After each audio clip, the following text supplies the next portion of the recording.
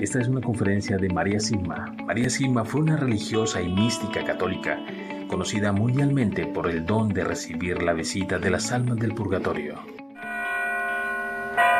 Devoción a las almas del purgatorio están muy extendidas en el cristianismo y en cada generación hay personas particularmente devotas. María Sigma es una vidente de nuestro tiempo y su experiencia contribuyó mucho a la difusión de una justa devoción a las almas del purgatorio. María Sigma nació en 1915 en Sonntag, en Austria, alma religiosa y mística.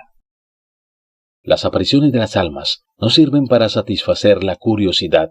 Si Dios permite estas cosas, significa que todas estas apariencias son parte del plan de salvación, y esto debe ser una enseñanza útil para los vivos y un consuelo necesario para las almas, porque induce a los vivos a rezar más y a sacrificarse más por las almas del purgatorio. Es decir, pensar más en el momento de la muerte y por tanto arreglarse para llegar a ese punto preparado. Y este sería más o menos el propósito de todas las apariciones y revelaciones privadas. Solo con este propósito permite Dios estas cosas, y que Dios, tan misericordioso, quiera dar a todo eso su generosa bendición. El alma a quien Dios quiere conceder una gracia particular. ¿Por qué las almas del purgatorio vienen precisamente a mí? ¿Por qué vienen a mí? Tampoco lo sé. Que nadie tenga la tentación de pensar, tal vez no soy tan piadoso, tan devoto, para que no vengan a mí. No están, porque el termómetro que mide la santidad es exclusivamente el amor de Dios, y de este derivado el amor al prójimo. ¿Cuándo vino un alma por primera vez a mí? En 1940. Yo tenía entonces 25 años. ¿Conozco las almas que vienen a mí? Esos que ya conocí en vida, sí. ¿Solo vienen a mí almas de habla alemana? No, vienen a mí almas que puedo reconocer por su color, ya sea como indios o como japoneses, asiáticos. Pero todos hablan alemán conmigo. ¿Querrían las almas del purgatorio, si pudieran, volver a esta tierra? No, porque ya las almas tienen tal conocimiento de la verdad y de la situación que está allá arriba, que ni siquiera imaginamos, y no querrían volver jamás a las tinieblas de esta tierra. ¿Yo puedo llamar a las almas del purgatorio? No, esto no lo puede hacer. ¿Las almas del purgatorio saben algo de lo que sucede a nuestro alrededor en esta tierra? Mucho más de lo que pensamos. Saben mucho, mucho más de lo que pensamos. También saben quién va a su funeral, quién en este funeral reza por ellos, quién no reza, y saben, por tanto, mucho más de lo que pensamos. ¿Puedo enviar un alma a otra persona? No, ni siquiera eso puedo, porque ni siquiera sé cuándo vendrá un alma a mí, y no sé qué querrá, así que no sé nada más. ¿Las almas del purgatorio necesitan que se le enciendan velas? Sí, mucho más de lo que piensas, especialmente si se bendicen las velas, y tiene el mismo efecto, ya sea que la vela se encienda en casa o en el cementerio. Tiene el mismo efecto. ¿A las almas del purgatorio les sirve el agua bendita? Mucho más de lo que creemos, y más aún si nosotros también la usamos en la vida, y tenemos fe en el efecto del agua bendita, y no importa la cantidad de agua que echemos. Así que es inútil, no hace falta dar una mano llena, ni un vaso lleno de agua bendita, o solo unas gotas. Lo importante, sin embargo, es que esto suceda con frecuencia. ¿Qué más necesitan las almas del purgatorio? La Santa Misa, pero sobre todo si, durante su vida, han apreciado la Santa Misa. Y en esto, por supuesto, cuentan mucho las misas entre semana. Tomemos el caso de un jubilado que vive no lejos de la iglesia y piensa, y puede caminar.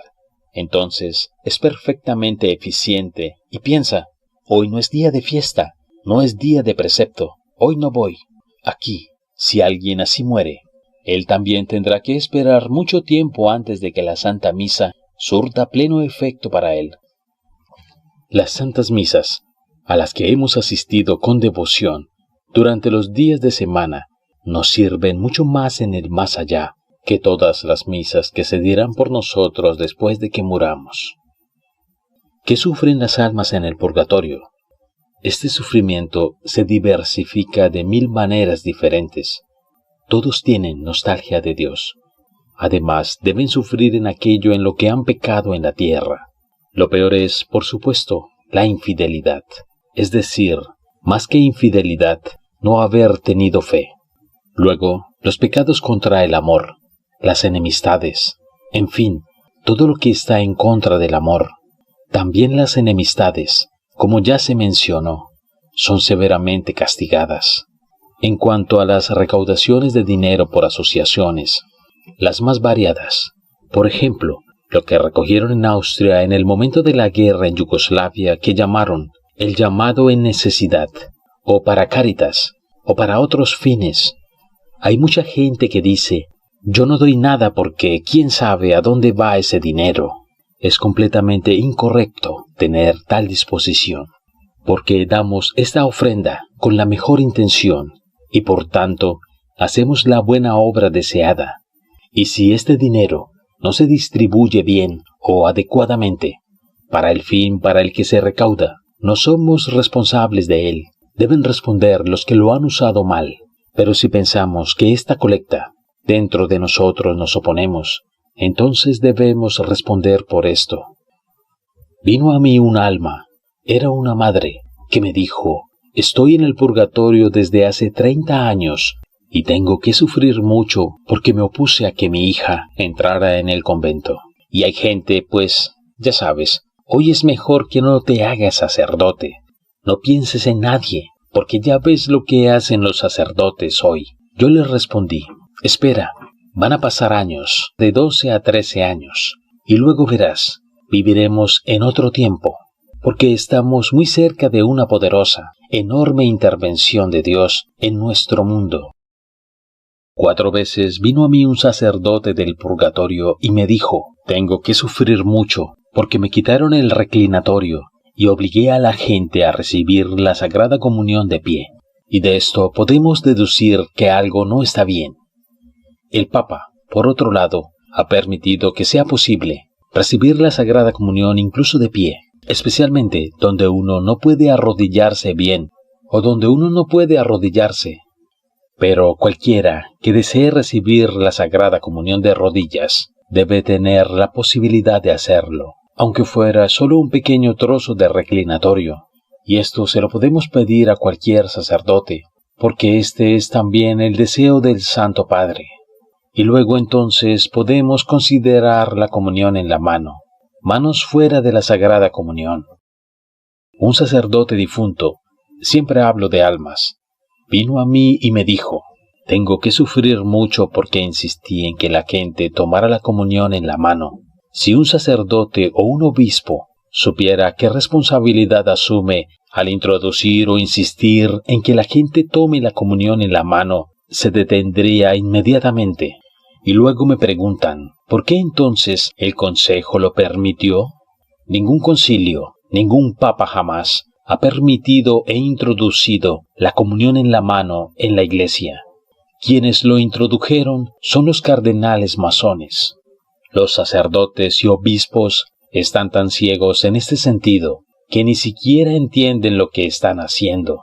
Un laico, que es alguien como nosotros, lo ve casi mucho mejor, porque ora y se sacrifica para que la Iglesia vuelva a la dirección correcta. Siempre fue el pueblo el que salvó a la Iglesia, incluso en los siglos XIV y XV. El pueblo, entonces, oró y se sacrificó para que las cosas cambiaran para bien. Un alma me dijo, los rusos ya habrían ocupado Alemania